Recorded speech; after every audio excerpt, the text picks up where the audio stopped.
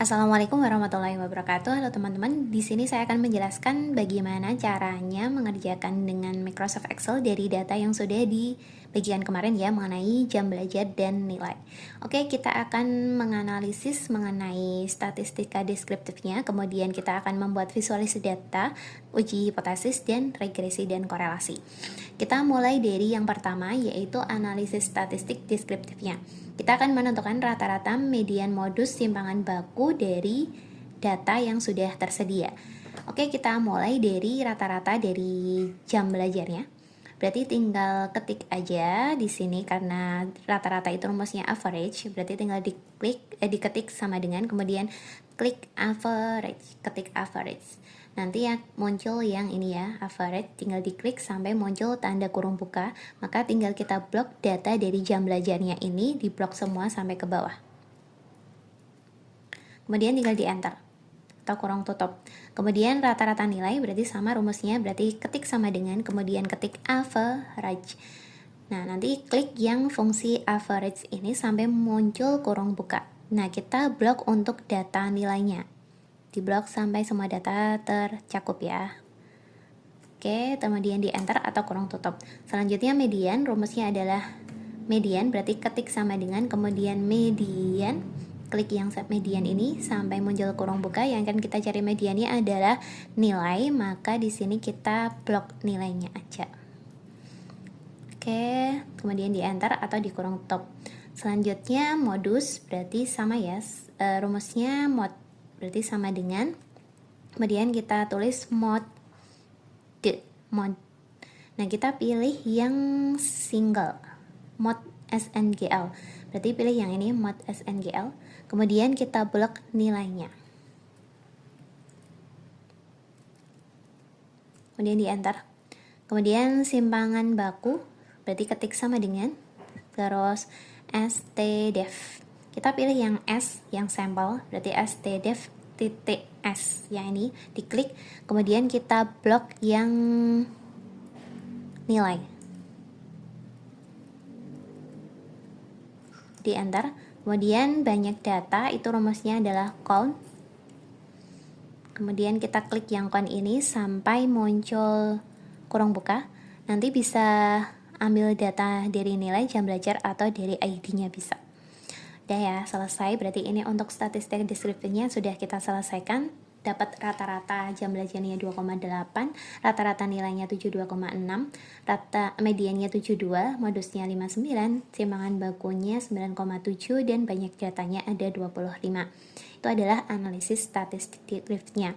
Selanjutnya kita bisa melakukan visualisasi data. Caranya kita akan melakukan visualisasi data dari data nilai dulu ya. Nah, caranya berarti nilainya ini tinggal kita blok dulu. Kemudian kita klik insert di menu barnya. Nanti bisa pilih recommended chart atau langsung pilih histogram juga bisa. Ini atau karena kita mau histogram berarti langsung ke histogramnya aja. Berarti nanti tinggal diklik ini histogramnya. Kemudian bisa ditambahkan judul di sini, misalnya data nilai gitu ya. Hasil nilai. Nilai kayak gini. Kemudian tinggal ini kalau mau diedit warnanya, kemudian bentuknya itu bisa kayak gitu, ketebalannya. Nah, selanjutnya kita bisa membuat scatter plot. Scatter plot berarti nanti antara jam belajar dan nilai ya. Berarti kita blok dulu antara data jam belajar dan nilainya, itu di blok semua dulu. Kemudian kita pilih insert. Kemudian pilih yang ini, in scatter. Pilihnya yang ini, yang titik-titik ya. Kita akan mencari hasil scatternya antara jam belajar dan nilai. Nah, ini hasilnya seperti ini. Ini bisa dipisahin aja bersebelahan atau di bawahnya juga boleh. Nah, bisa kita buat judul di sininya, berarti ini adalah scatter plot antara nilai dan jam belajar ya. Jadi nilai dan jam belajar. Nah, ini hasil dari histogram nilai dan scatter plot antara nilai dan jam belajarnya. Nah, selanjutnya kita bisa melakukan uji hipotesisnya. Berarti bisa di sheet selanjutnya ya. Jadi datanya tadi di copy aja di sheet setelahnya, berarti nanti akan ada data nilai yang sama.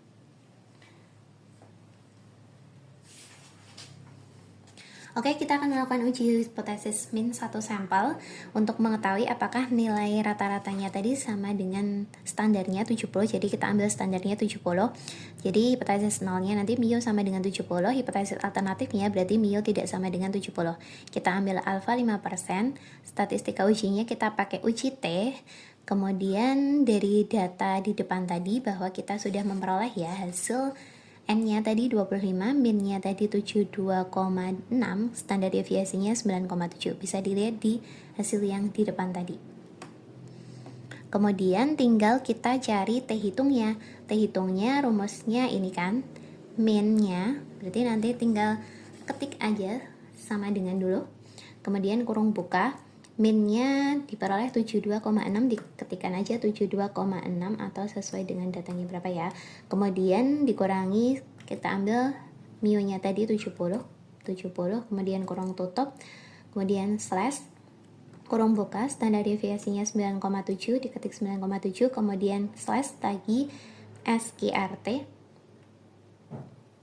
N-nya tadi 25, kemudian kurung tutup, kurung tutupnya 2, double. Nah, setelah itu tinggal di enter. Jadi diperoleh T hitungnya adalah 1,38. Kemudian kita bisa menentukan p-value untuk mengetahui apakah hipotesis 0 nanti akan diterima atau ditolak. Untuk rumusnya berarti ketik sama dengan, kemudian T dis to T. Pilih yang ini ya. T titik dis titik to T. Kemudian absolute T berarti adalah ininya, besarnya taraf signifikansi 5%, berarti ketik aja 0,05. Kemudian titik koma, degree freedomnya n-1, n-nya tadi 25 dikurangi 1 berarti 24. Kemudian di enter.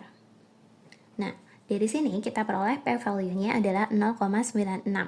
Ketika p-value-nya lebih dari 0,05 karena kita ambil alfanya 0,5, maka hipotesis 0-nya akan diterima.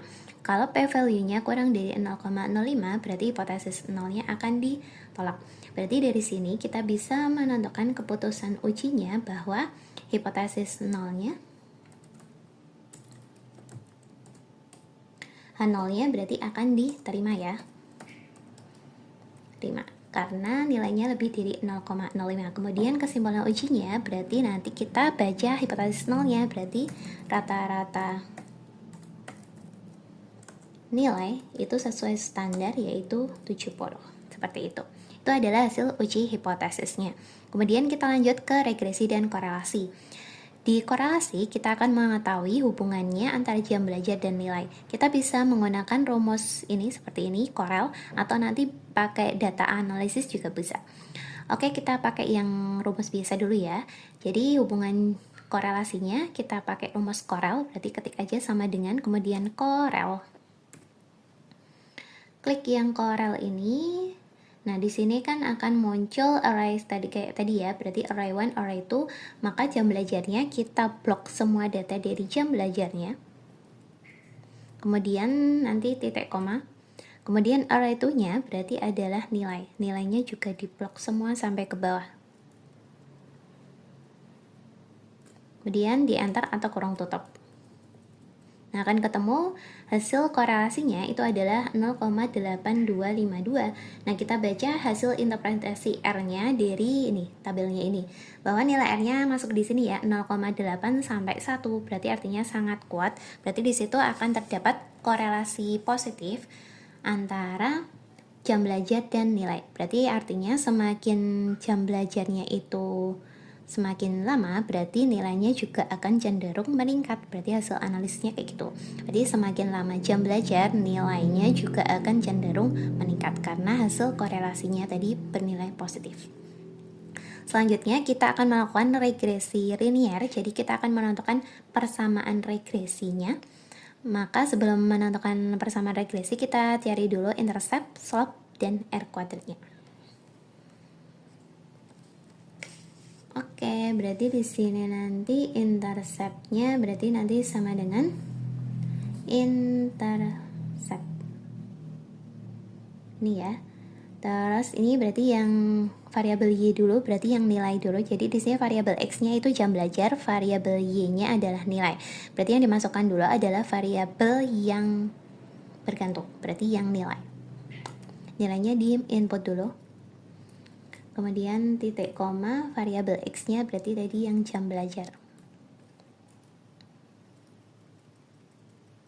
Kemudian tinggal di enter.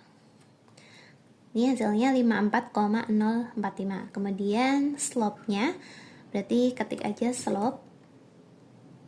Ini Y-nya juga kan, berarti Y ini sampai ke bawah. Kemudian titik koma yang X berarti jamnya. Di enter. Kemudian R kuadrat, RSQ ini sama ya, Y dulu baru X, berarti nilai dulu baru jam belajar. Titik koma jam belajar.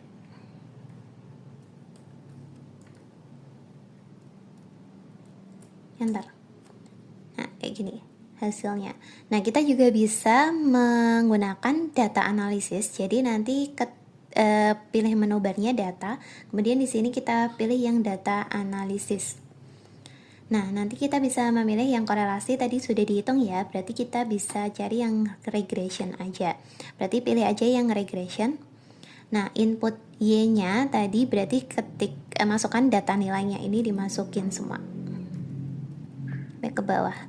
Kemudian input X-nya berarti adalah jam belajar kan, berarti dimasukkan di sini. Kemudian outputnya kita taruh di sini aja ya. Nanti dibandingkan sama yang itu tadi. Kita taruh di sini aja. Oke, diklik OK. Nah, ini hasilnya. Ini berarti sama kan hasilnya, hasil korelasinya. R-nya di sini tadi 0,82 sama kan, 0,82, kemudian R square-nya 0,68, kemudian regression-nya ini 54 sama 6. Nah, ini. Berarti nanti persamaannya ini ya, 54,6 ditambah 6,6 X, kayak gitu. Ya, berarti kita akan mempunyai persamaan regresinya. Berarti Y sama dengan A-nya berarti 54, itu 045 ditambah 6,62, dibulatkan aja ya, X.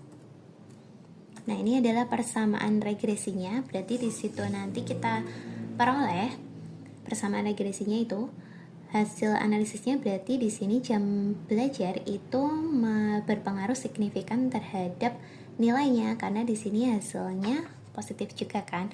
Terus di sini artinya ketika kita punya X-nya 1, berarti jam belajarnya misalnya bertambah 1, artinya nilainya akan meningkat 6,62 poin itu, kayak gitu. Jadi itu adalah hasil dari analisis regresinya. Kemudian di sini nanti kesimpulannya adalah tadi kita peroleh bahwa terdapat nilai rata-rata dari hasil hipotesisnya. Nilai rata-rata siswa tadi mendekati 70 ya. Kemudian terdapat hubungan positif antara jam belajar dan nilai tadi. Terus di sini jam belajarnya itu juga berpengaruh signifikan terhadap nilai ujiannya. Terlihat dari hasilnya di sini. Ketika di sini nanti X positif kan, X-nya diambil 1, berarti hasilnya akan meningkat sebanyak 6,6. Tadi dari deskriptif grafiknya, scatter plotnya juga menunjukkan bahwa hasil scatternya itu juga dari kiri bawah ke kanan atas. Berarti artinya hasilnya positif gitu. Nah, itu tadi hasil analisisnya. Silahkan dilanjutkan. Terima kasih. Wassalamualaikum warahmatullahi wabarakatuh.